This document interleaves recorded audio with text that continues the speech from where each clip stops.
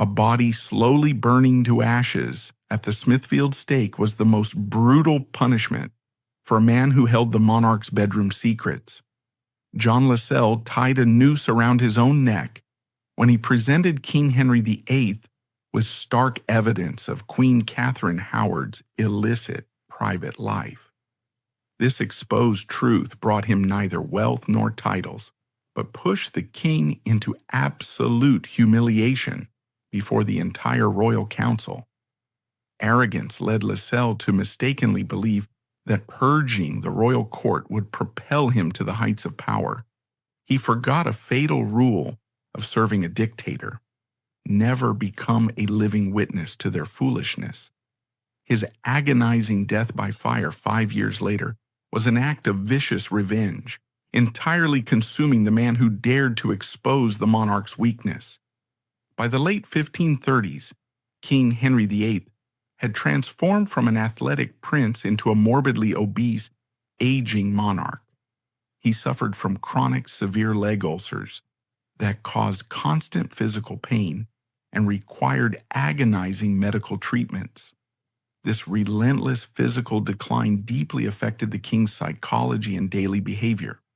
The continuous pain made him highly volatile and paranoid, turning his royal court into an environment ruled entirely by fear. The court itself was bitterly divided by a religious Cold War between two powerful political factions.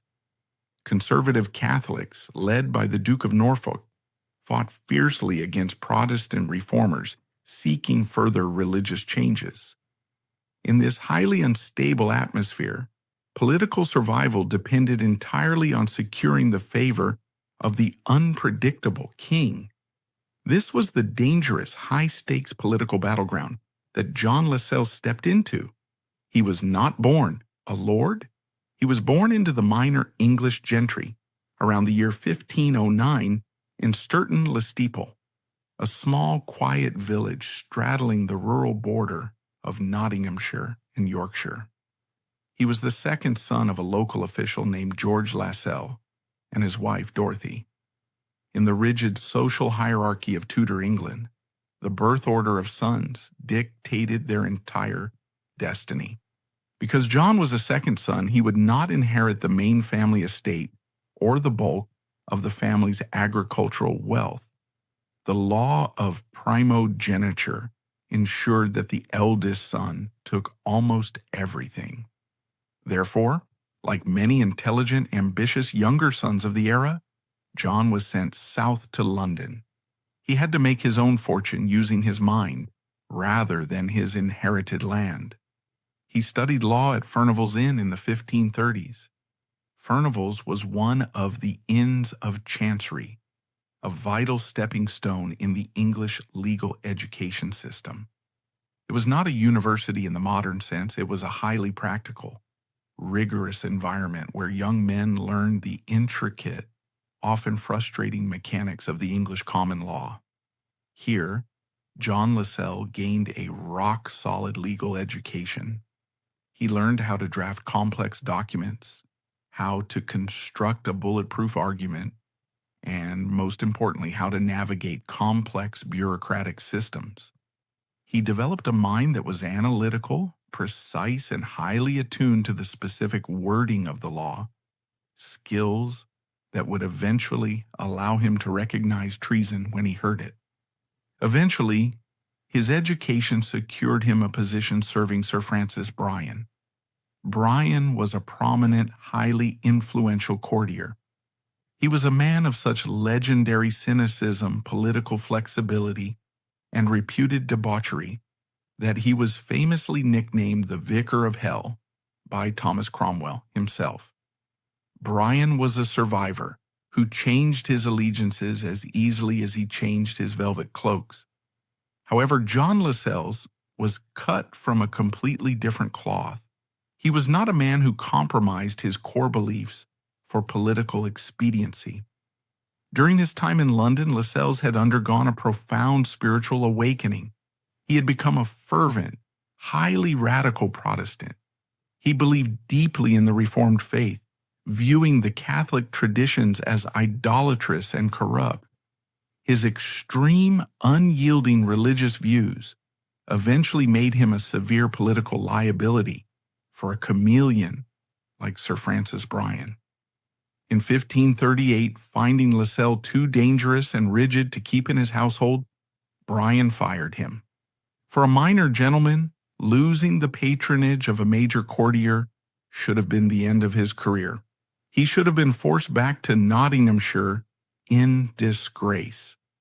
But Lascelles was highly intelligent, intensely motivated, and deeply secretly connected within the Protestant reformist underground in London. Through the intervention of powerful reformist allies, specifically Thomas Cromwell, who was still at the height of his power, and Sir John Heresy, Lascelles managed to secure an incredible, life-changing position. By the end of 1539, he was officially appointed as a sewer in the King's Privy Chamber. To modern ears, the title sewer sounds degrading, but in the Tudor court, it was a position of immense prestige and physical proximity to power. A sewer was a senior server and attendant. Lascelles was responsible for arranging the king's table, overseeing the tasting of the royal food for poison, and physically serving the monarch his meals. More importantly, it placed him directly inside the privy chamber.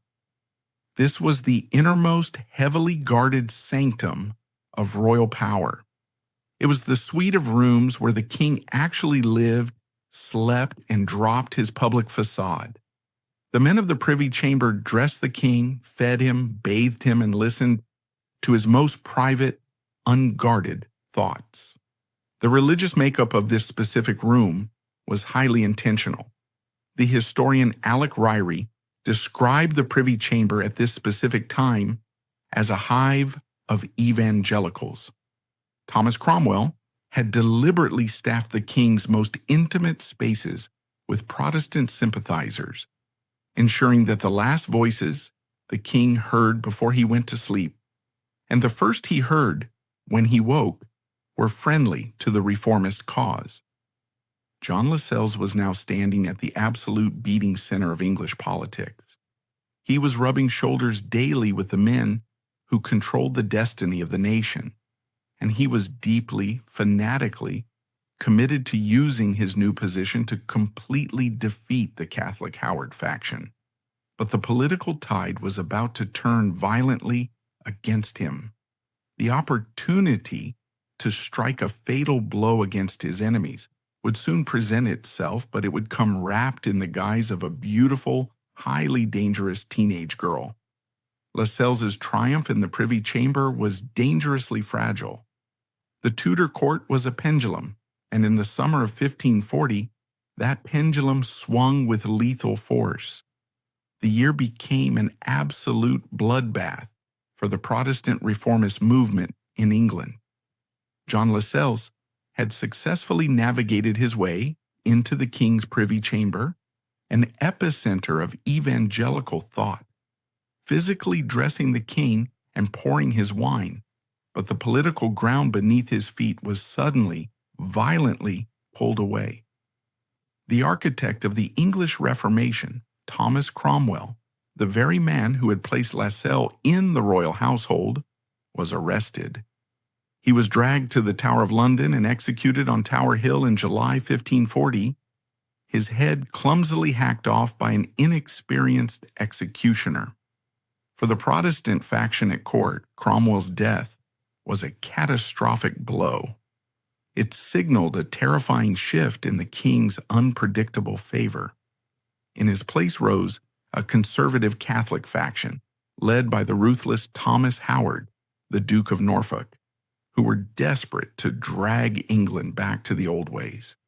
They had successfully orchestrated Cromwell's downfall. The Howards sealed their absolute victory using the oldest political tool in the Tudor arsenal, a royal marriage. On the exact same day that Thomas Cromwell was executed, they deployed a powerful, undeniable new weapon specifically chosen to captivate the aging king. Henry VIII married his fifth wife, Her name was Catherine Howard. She was the Duke of Norfolk's niece. Catherine was a teenager. Historical records suggest she was vibrant, lively, and undeniably beautiful. Her sudden elevation to the throne brought the conservative Catholic faction back to absolute dominance at court. The traditionalists, including the fierce Bishop Stephen Gardiner, now had direct pillow talk access to the aging monarch. The king was completely, hopelessly besotted with his new teenage bride.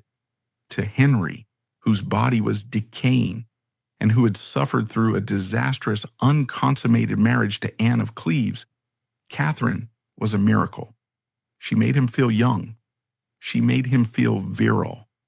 He famously commissioned a gold coin struck with the inscription Henricus Octavus on one side and a rose on the other.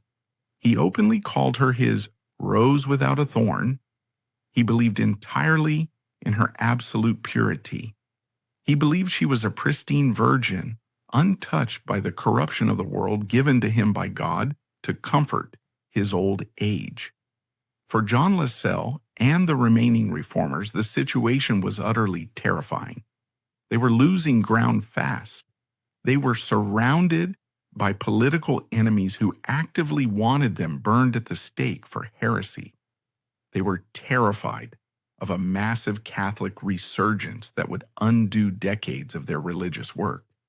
But in the late summer of 1541, the political landscape shifted again. John Lascelles stumbled upon the ultimate political weapon. The court was preparing for, or in the midst of, the massive northern progress. Lascelles took an opportunity to travel down to Sussex to visit his sister, Mary Hall.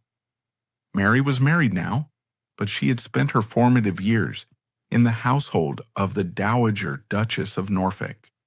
She had grown up alongside the new queen. Mary had lived at the sprawling, incredibly wealthy Howard estates of Lambeth in London and Chesworth House in Sussex. John Lascelles, ever the ambitious courtier, saw a golden opportunity. His sister possessed a direct historical connection to the new Queen of England. He casually suggested to Mary that she should leverage this old friendship. He urged her to travel to the royal court and seek a prestigious, lucrative placement as a lady-in-waiting in Queen Catherine's household. Mary's response was sudden, it was sharp, and it completely changed the course of English history. She flatly refused to go anywhere near the royal court. She told her brother that she would not serve the Queen. Furthermore, she told John exactly why. Mary Hall knew exactly what kind of woman Catherine Howard actually was. She described the new Queen to her brother as light. In the dangerous vocabulary of the 16th century, this was a devastating accusation of loose morals. Then, sitting in her quiet home, Mary pulled back the curtain. She revealed the dark, hidden, and highly treasonous history of the rose without a thorn. The explosive nature of this secret was deeply rooted in the environment where Catherine grew up. The Dowager Duchess of Norfolk, Agnes Tilney, was an elderly, highly aristocratic matriarch. She ran a massive, wealthy household, but it was notoriously, shockingly relaxed. It functioned essentially as a high-class, unsupervised dormitory. Young aristocratic girls, including Catherine Howard, were sent there to learn courtly manners. Instead, they were left largely to their own devices. They were placed in the maiden's chamber, a large sleeping quarters. Crucially, the Duchess failed to properly separate the young noblewomen from the male staff. The older women in charge of the keys were easily bribed, or the keys were simply stolen and copied. Mary Hall told her brother that in this chaotic environment, a young Catherine Howard had been intimately involved with her music teacher, a man named Henry Mannix.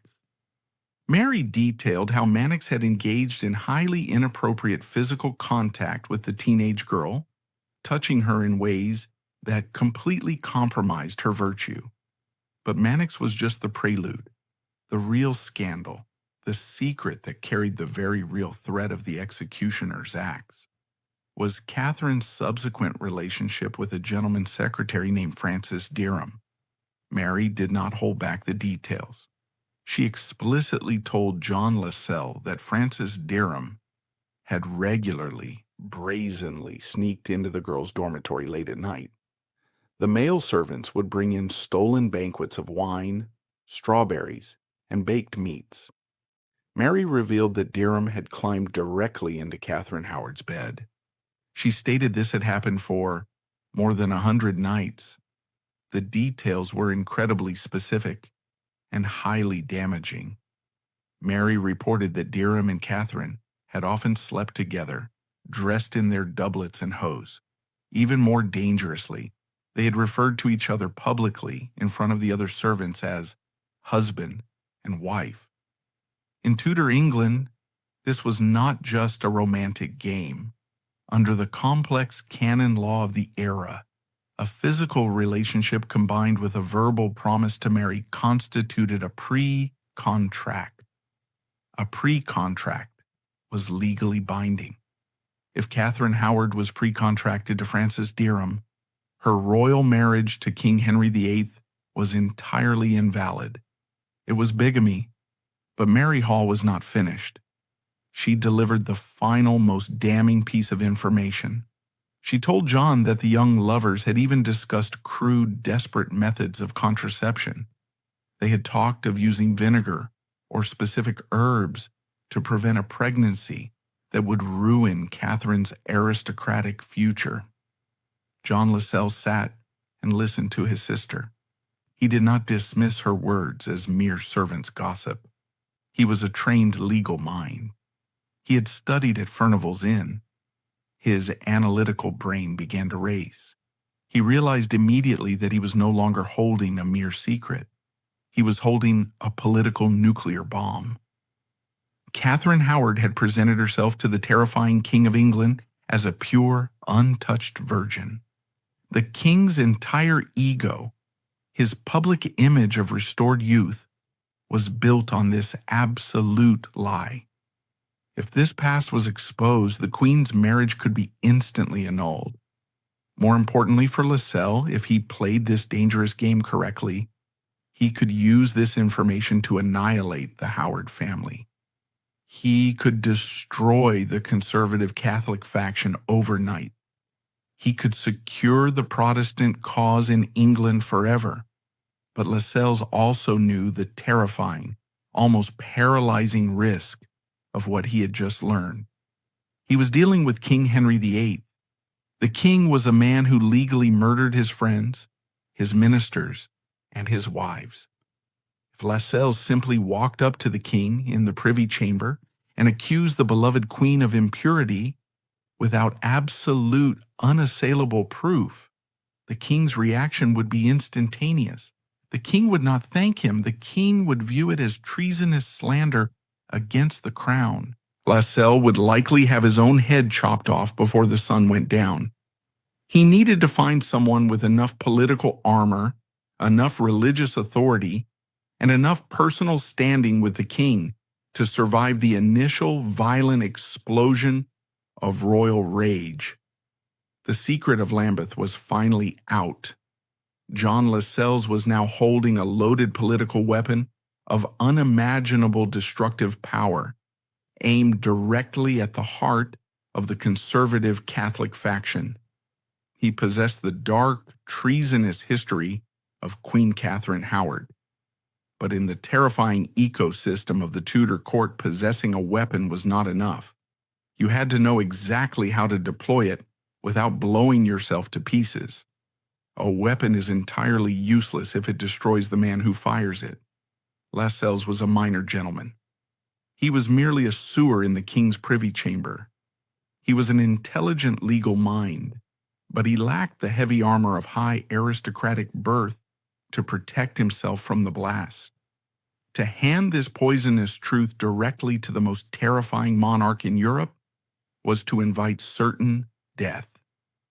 If he simply walked up to King Henry VIII, a volatile, ailing tyrant who was desperately, blindly in love with his teenage bride, and accused the queen of gross impurity, the outcome was highly predictable.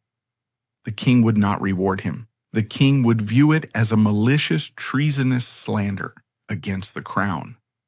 Lascelles would likely be dragged to the Tower of London and executed before the week was over. Lascelles absolutely needed a shield. He required an operator whose supreme religious authority was matched only by a desperate will to survive.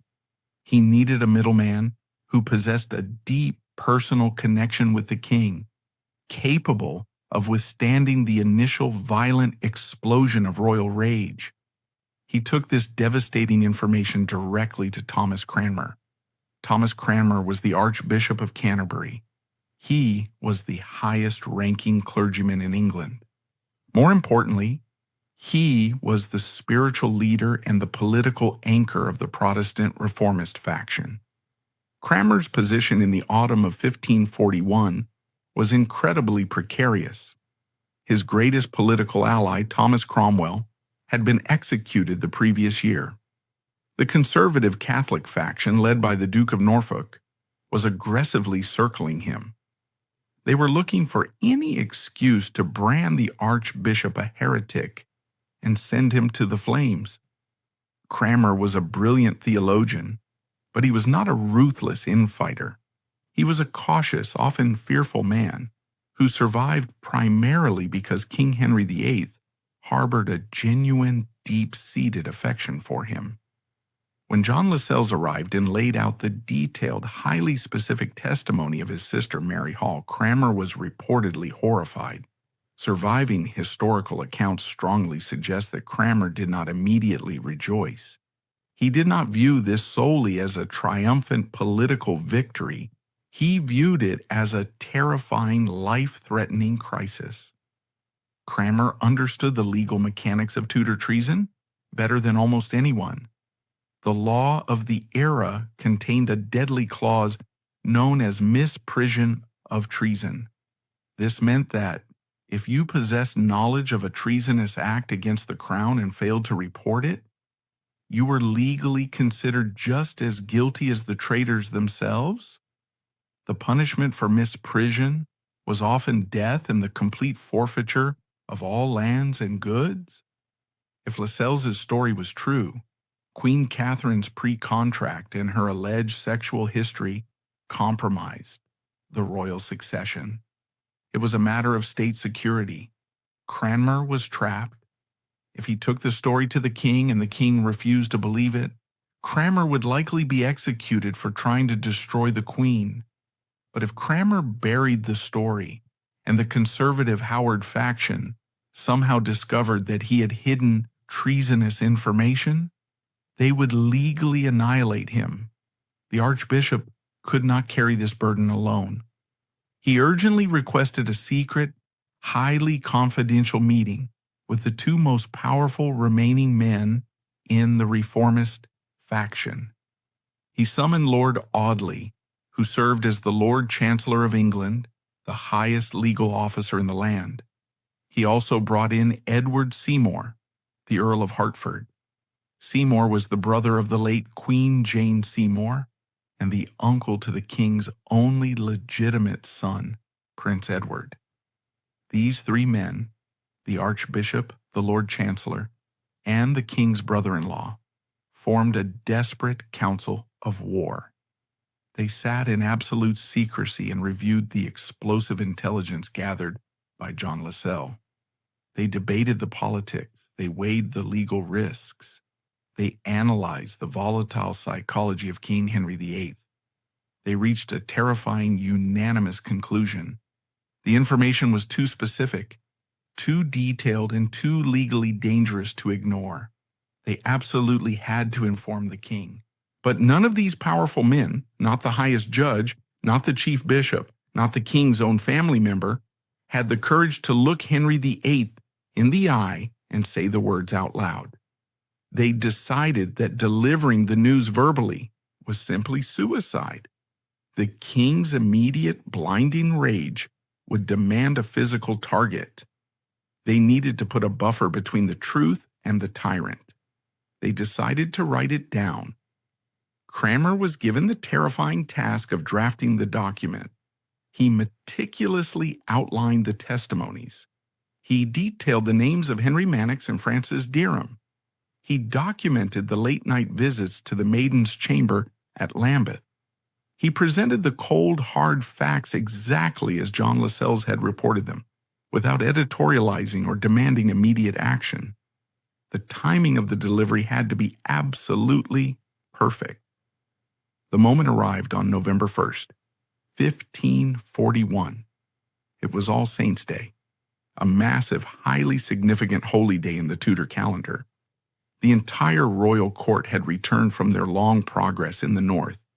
They were gathered at the magnificent Hampton Court Palace. King Henry VIII was attending solemn high mass in the Chapel Royal. The atmosphere was heavy with incense and the sound of the royal choir. The king was in a state of profound public euphoria. He was physically decaying, yet he felt spiritually reborn. He famously directed his bishop to lead the congregation in a specific prayer of deep gratitude. He publicly thanked God for the good life he led and trusted to lead with his young wife, Catherine. He openly referred to her as his pristine jewel of womanhood. It was a moment of absolute, unquestioned royal delusion, and it was the exact moment Archbishop Thomas Cranmer chose to strike. While the king was attending Mass, kneeling in his private royal closet, Cranmer quietly approached. He did not speak.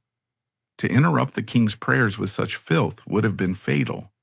Instead, Cranmer silently slipped the sealed written report directly into the king's hand. He then bowed and quickly retreated. The sheer psychological shock that reverberated through the king's mind as he broke the seal and read the words must have been profound. Surviving state papers and ambassadorial dispatches reveal that Henry VIII's initial reaction was not a violent, screaming rage. It was a state of profound, absolute denial. The king simply refused to believe the contents of the letter. He had built an entire psychological fortress around the idea of Catherine's purity. To accept Lascelles' report was to accept that he, the supreme head of the English church and state, was a gullible, aging fool who had been spectacularly manipulated by a teenager. Henry summoned Cranmer in extreme secrecy. He did not order the archbishop to the Tower. The king desperately wanted to prove the document was a lie. He believed it was a malicious, fabricated forgery designed by his political enemies to ruin his domestic happiness. However, as a seasoned monarch who had survived decades of political warfare, Henry could not completely ignore a formal written accusation against the Queen's virtue. He ordered a strict, highly secretive investigation. He tasked Cranmer, Audley, and Thomas Wriothesley to find the truth. The king gave them explicit, highly revealing instructions. He told them to investigate the matter quietly, hoping against hope that they would entirely clear the Queen's name and expose John Lascelles as a liar. The king wanted to bury the scandal before it ever saw the light of day. But John Lascelles had not lied. The investigation was about to rip the Tudor court apart, and it was about to expose secrets far darker than anyone had anticipated. The letter had been delivered. The king's perfect, carefully constructed illusion had been brutally pierced. But Henry VIII was not a man to surrender his pride easily or quietly. Before the executioner's axe could be sharpened, the Tudor state demanded absolute, legally irrefutable proof. The quiet investigation that followed would not just confirm Lascelles' initial report, it would crack the royal court wide open, revealing a present-day betrayal so staggering it would break the terrifying king himself. King Henry VIII had given Archbishop Thomas Cranmer a highly specific, terrifying mandate. He ordered a secret, rapid investigation into the past of Queen Catherine Howard. The king desperately wanted Cranmer to prove that the written accusations were a malicious lie. He wanted John Lascelles exposed as a slanderer. He wanted to return to his comfortable, rejuvenating delusion. But a seasoned investigator does not start by asking the accused. Cranmer and the king's closest ministers began their quiet probe far away from the Queen's heavily guarded apartments at Hampton Court. They started with the source. They dispatched trusted men to question John Lascelles' sister, Mary Hall. The political pressure on Mary Hall was immense. She was a minor woman from the country suddenly facing the absolute, terrifying legal weight of the Tudor state. If she recanted, if she admitted that she and her brother had fabricated the story to destroy the conservative Catholic faction, she would burn. But surviving historical records indicate that Mary Hall held incredibly firm. She did not retract a single word. She repeated the exact details she had given to her brother. She calmly laid out the history of the Dowager Duchess of Norfolk's chaotic, unsupervised household at Lambeth. To corroborate her explosive story, the king's investigators quietly rounded up other former servants from the Howard estates. They found women who had slept in the same maiden's chamber as the young Catherine. They questioned a woman named Alice Restwold. They questioned another named Margaret Bennet. The testimonies aligned perfectly. The women painted a consistent, undeniable picture of a highly compromised teenager. They confirmed the late-night feasts. They confirmed the stolen keys. They confirmed that Frances Derham had repeatedly climbed into Catherine Howard's bed. The investigation was no longer a rumor. It was a legally documented reality. With this concrete evidence in hand, the Tudor state machine moved with ruthless, terrifying efficiency. The investigators needed to arrest the two men named in the report: Henry Mannix, the music teacher, and Frances Derham, the gentleman's secretary. Arresting them was a delicate operation. Derham was currently working inside the royal household. He was actively serving as an usher to the Queen. If the king's guard simply dragged him away on charges of treason involving Catherine, the Queen would instantly panic. The Howard faction would be alerted. They might try to destroy evidence or orchestrate a coordinated defense. Therefore, the king's council used a calculated deception. They arrested Frances Derham under the false pretense of investigating him for piracy. Derham had spent time in Ireland and had a somewhat checkered, adventurous past. It was a plausible excuse. He was quietly removed from the palace and transported directly to the Tower of London. Once inside the thick, freezing stone walls of the tower, the pretense of piracy was immediately dropped. The interrogators confronted Derham with the testimonies of Mary Hall and the other women. They did not gently question him. The threat of the rack, the most feared instrument of torture in the English legal system, hung heavily over the cold room. Under this immense, unrelenting psychological and physical pressure, Frances Derham fought desperately for his life. He was an educated man. He understood the lethal nuances of Tudor law. He knew that if he admitted to sleeping with Catherine after she had married the king, it was absolute, undeniable high treason.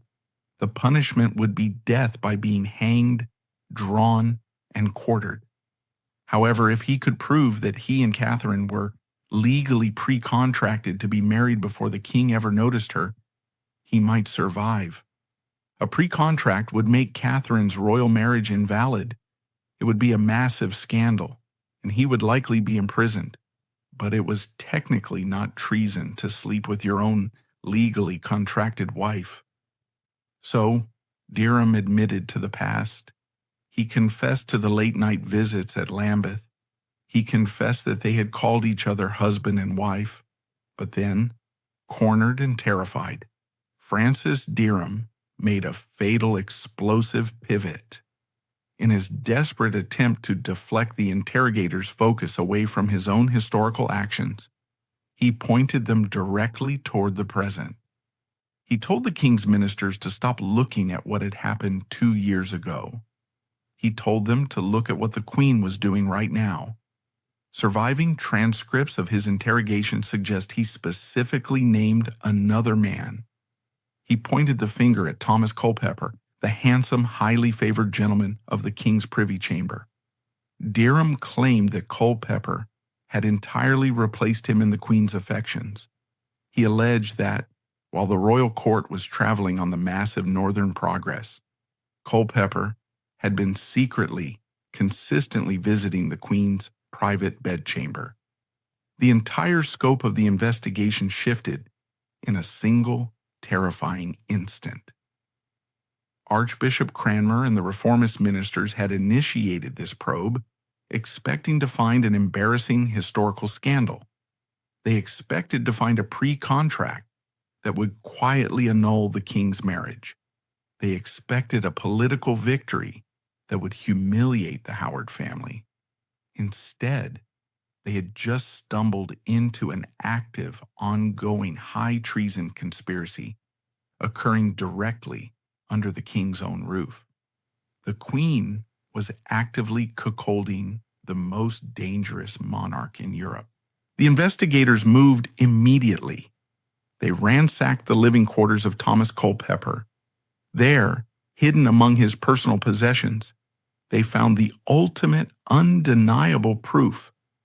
It was a passionate, desperate love letter, written entirely in Queen Catherine Howard's own handwriting. In it, she expressed her deep longing for Culpeper. Crucially, she instructed him to come when my Lady Rochford is here.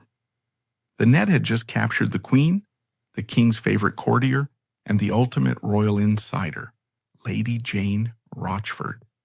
The lockdown of the royal court was absolute. Guards were posted at the doors of the Queen's apartments at Hampton Court Palace. Catherine Howard was effectively placed under house arrest. Her servants were dismissed. She was trapped. Now came the most dangerous moment of all. Someone had to take this undeniable, heavily documented proof back to King Henry VIII. The King's Council gathered. They laid out the confessions. They presented the testimonies of the maids. They produced the devastating love letter, written by the Queen's own hand. The illusion of the rose without a thorn was completely, violently shattered. History records the King's reaction as one of the most remarkable raw moments of his entire reign. King Henry VIII did not explode into a violent, screaming rage. He did not immediately order executions.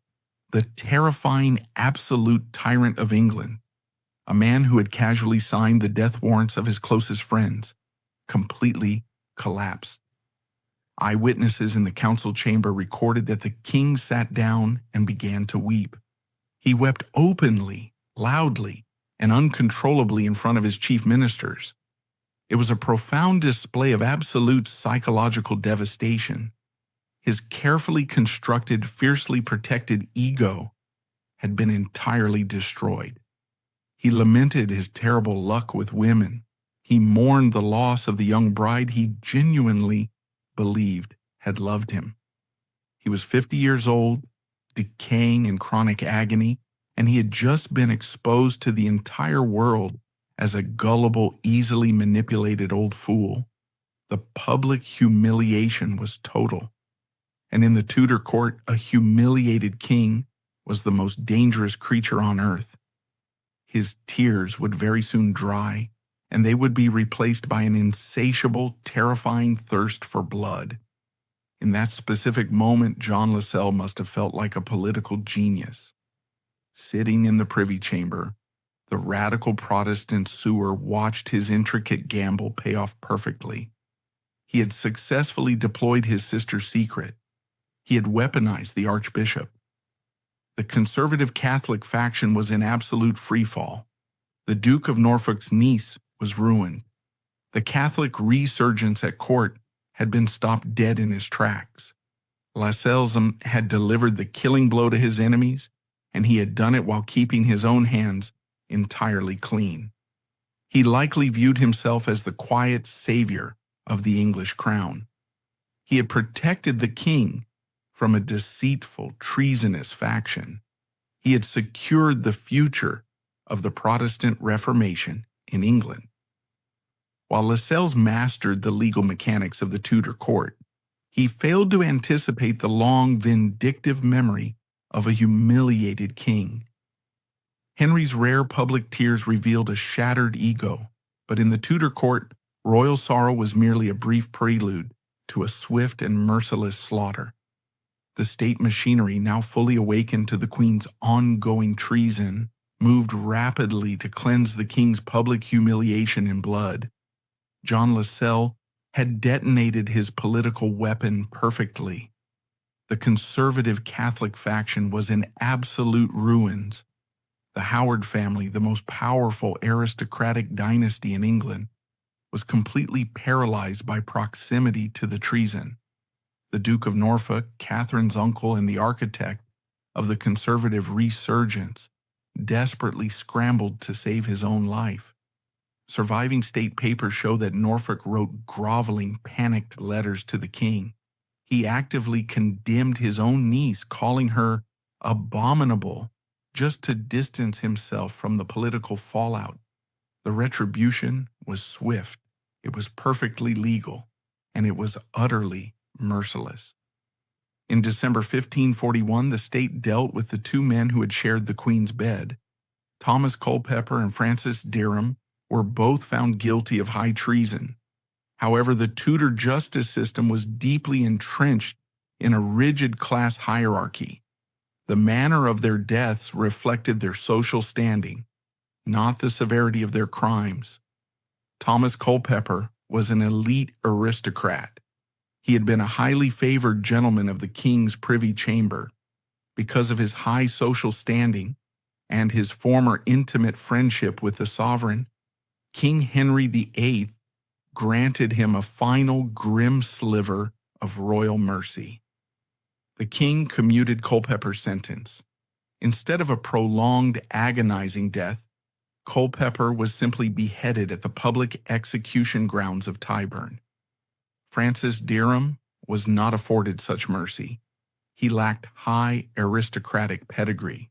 Furthermore, he had stubbornly refused to confess to a present-day physical relationship with the Queen during his interrogations, deeply frustrating the king's ministers.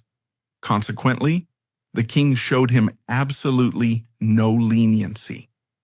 On the exact same day Culpeper was beheaded, Derham was subjected to the absolute maximum terror of English law.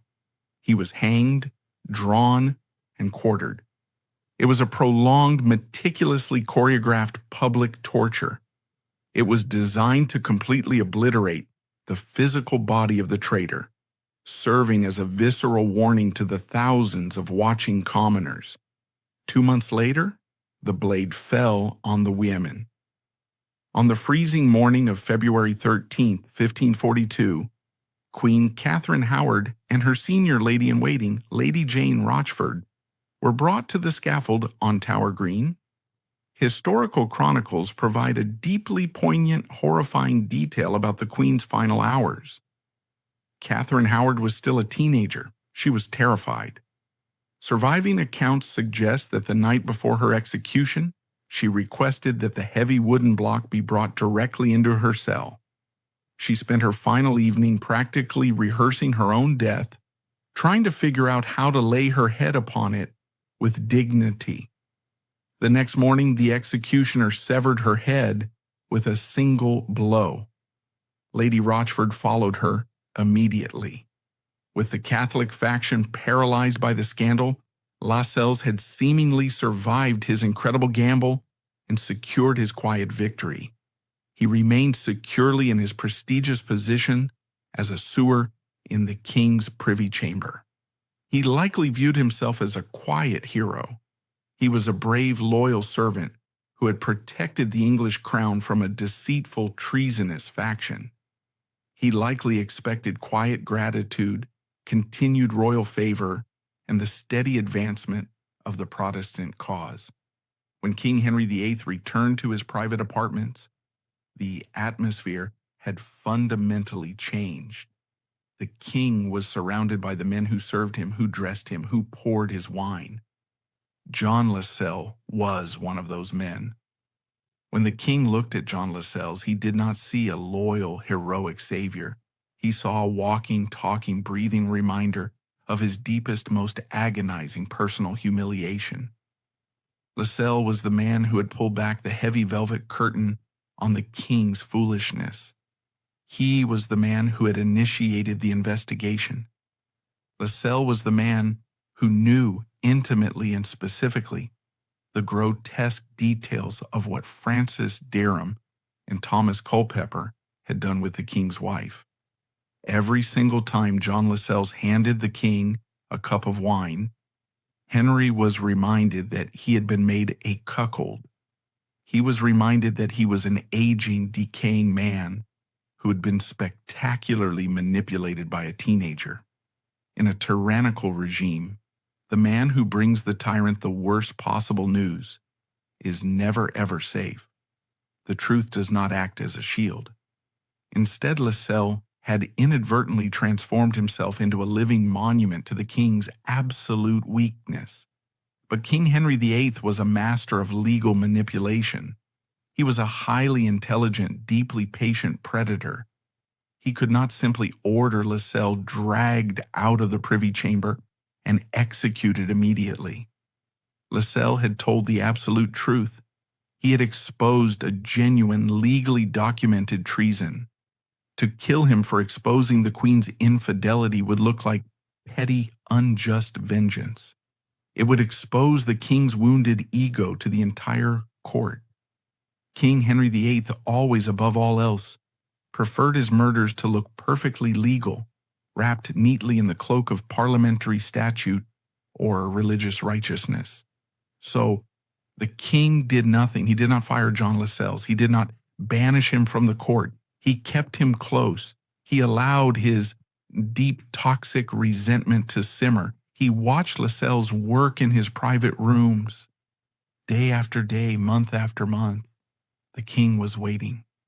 He was waiting for the perfect, legally sound, entirely unrelated excuse to completely eliminate the man who knew too much. He waited for years. John Lascelles continued his life at court, deeply embedded in the evangelical network, perhaps entirely unaware of the invisible sword hanging directly over his neck. But the king's health was failing rapidly. The political pendulum of the Tudor court was preparing to swing one final violent time before the monarch's death. And when it did, it would swing directly toward the radical Protestants. For nearly 5 years, King Henry VIII watched the man who had exposed his deepest humiliation. He watched John Lascelles pour his wine, serve his meals, and move quietly through the innermost sanctums of royal power. The king said nothing. He did not act. He simply allowed his toxic, wounded ego to simmer. But the Tudor court was a machine that ran on time, and time was rapidly running out for the monarch. By the spring of 1546, the political atmosphere in London had grown incredibly dark and suffocating. King Henry VIII was failing. His physical decline had accelerated into a catastrophic collapse. Surviving diplomatic dispatches from the era describe a man who was entirely unrecognizable from the golden prince of his youth. The king was massive. He was entirely immobile. He had to be carried from room to room in a specialized chair by his guards. The ulcerated wounds on his legs had worsened severely. The chronic pain made him deeply paranoid. violently unpredictable, and highly susceptible to the whispers of his most ruthless ministers. Everyone at court knew the king was dying. The question of who would control the young Prince Edward, and therefore control the future of England, became a matter of immediate, literal life and death. Sensing the king's approaching end, the conservative Catholic faction began clawing its way back to power. They had been sidelined since the Catherine Howard disaster. Now they saw their final window of opportunity. This faction was led by two incredibly dangerous, highly intelligent men. The first was Bishop Stephen Gardiner, a brilliant theologian and a master of political survival. The second was Thomas Wriothesley, the Lord Chancellor of England. Wriothesley was a hard, uncompromising man who controlled the highest legal apparatus of the state. Their primary objective was to utterly destroy the Protestant reformist network at court before the king died. They wanted to purge the Privy Chamber. They wanted to isolate the king's sixth wife, the reformist Queen Catherine Parr. And to do this, they needed to utilize a terrifying piece of religious legislation. It was formally called the Act of 6 Articles. Among the terrified Protestant underground, it was simply known as the whip with 6 strings. Passed a few years earlier, this act was a highly conservative legal weapon. Even though King Henry VIII had violently broken away from the Pope in Rome, he remained deeply fundamentally Catholic in his personal theology. The Act of 6 Articles violently enforced traditional Catholic doctrines under the direct threat of death. The most lethal string on this whip was the enforcement of transubstantiation. This was the core theological battleground of the 16th century. Transubstantiation is the absolute belief that during the Catholic Mass, the bread and the wine literally, physically, transform into the actual flesh and blood of Jesus Christ. Under the harsh, unyielding laws of the Act of 6 Articles, denying this specific miracle was an automatic, mandatory death sentence. There was no leniency. There was no room for philosophical debate. It was a binary trap engineered for mass execution.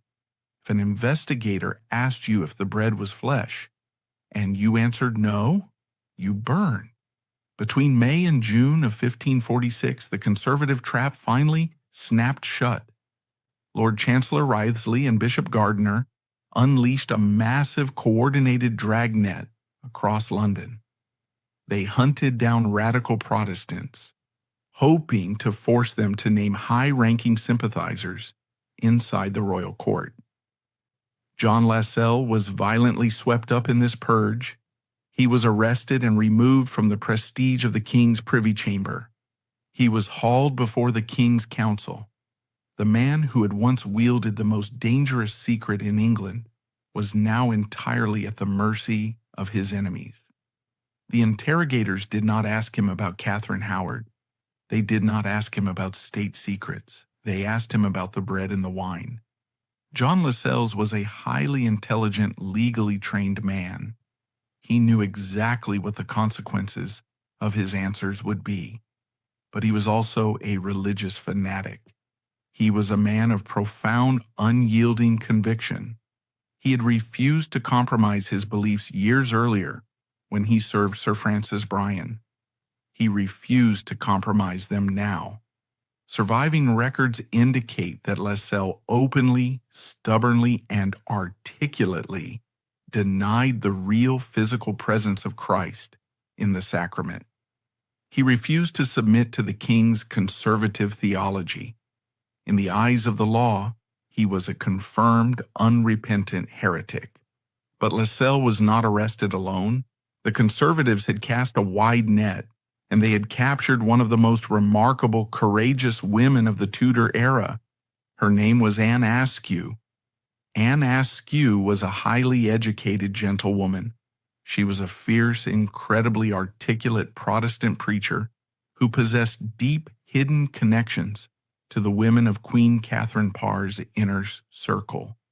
Wriothesley and Gardiner believed that if they could break Anne Askew, she would name the Queen herself, allowing them to destroy the entire reformist faction in one blow. They transferred Anne Askew to the Tower of London. There, the conservative ministers committed an act of staggering, unprecedented illegality. Under English law, it was strictly forbidden to torture a gentlewoman. It was considered an absolute violation of aristocratic privilege and basic decency. But Lord Chancellor Wriothesley was desperate. When the lieutenant of the Tower refused to torture her further, Wriothesley and another counselor physically took off their heavy velvet gowns. They stepped up to the terrifying wooden frame of the rack. The highest legal officer in the nation personally grabbed the levers. They stretched the young woman's body until her shoulders and hips violently dislocated from their sockets. Despite enduring unimaginable, horrific agony, Anne Askew held firm. She refused to name John Lascelles. She refused to name the Queen. She refused to name anyone in the reformist network.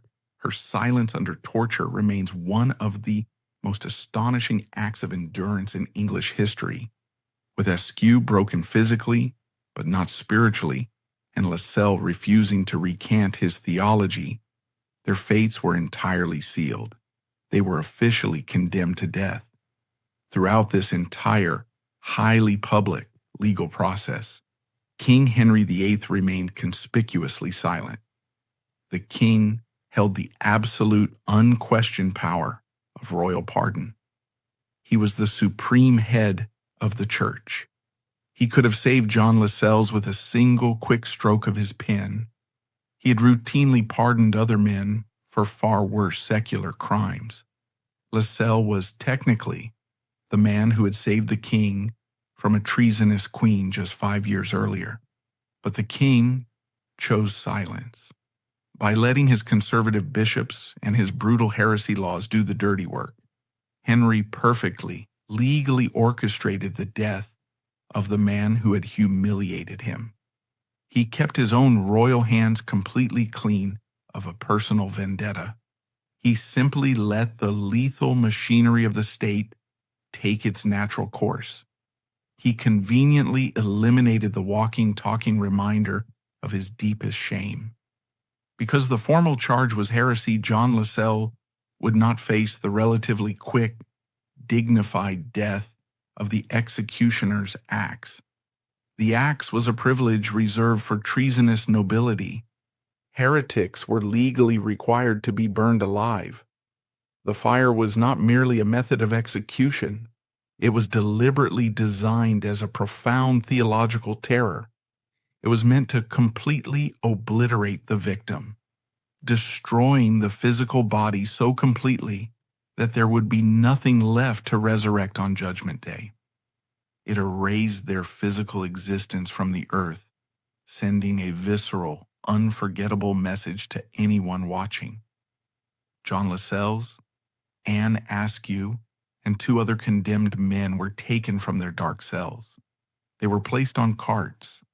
They began the slow, grim journey through the crowded streets of London toward the execution grounds at Smithfield. The stage was set for one of the most horrific, widely witnessed public executions of the Tudor age. The tyrant was about to claim his final fiery revenge. The king's silence was deafening. By refusing to issue a royal pardon, Henry VIII ensured his revenge without ever lifting a finger. Lascelles had stubbornly refused to bend his religious faith to a dictator's will, and the law demanded the ultimate fiery price. The slow, grim procession to Smithfield began.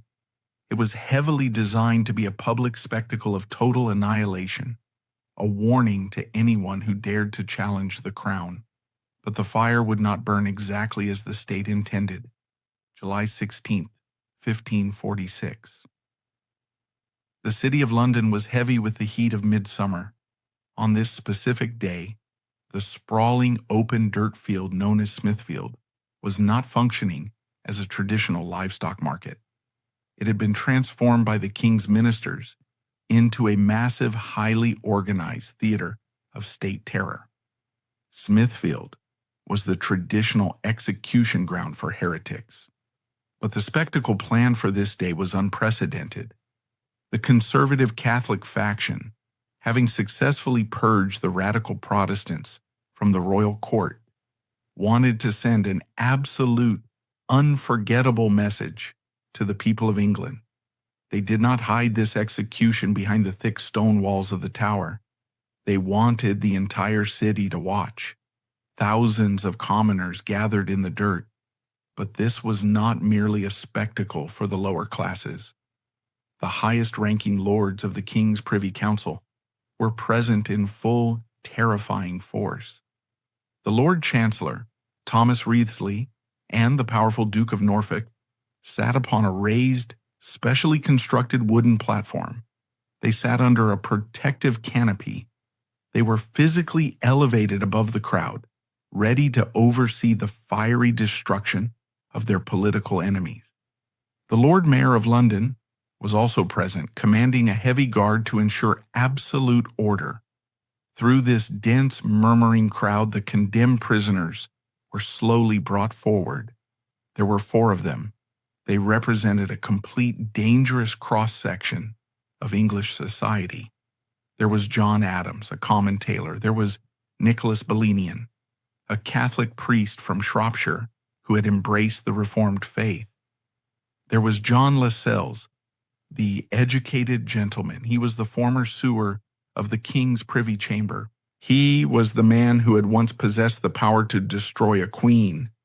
Now he was stripped of his velvet court clothes, reduced to a condemned heretic. And finally, there was Anne Askew. The sight of Anne Askew profoundly shocked the watching crowd.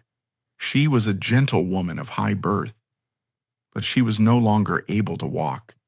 She had been tortured so severely, stretched so violently on the rack by the Lord Chancellor himself, that the joints in her hips and shoulders were completely, permanently dislocated. She could not stand on her own 2 feet. The king's guards had to physically carry her to the execution grounds in a wooden chair. But before the executioners could approach with their torches, the state inflicted one final grueling psychological torture upon the victims. The Tudor regime always demanded a sermon at an execution. They wanted to publicly bully the condemned into submitting to the king's religious views before they died. The man chosen to deliver this sermon was Dr. Nicholas Shaxton. Shaxton's presence was a masterclass in psychological warfare. He was the former Bishop of Salisbury. Crucially, he had once been a prominent, highly respected Protestant reformer. He had believed the exact same things as John Lascelles and Anne Askew. But when the terrifying weight of the Act of 6 Articles fell upon him, Shaxton's courage had completely broken. To save his own life, he had cowardly recanted his faith. He had submitted to the king. Now the state forced this broken, humiliated man to preach to the people who were about to die for the beliefs he had abandoned.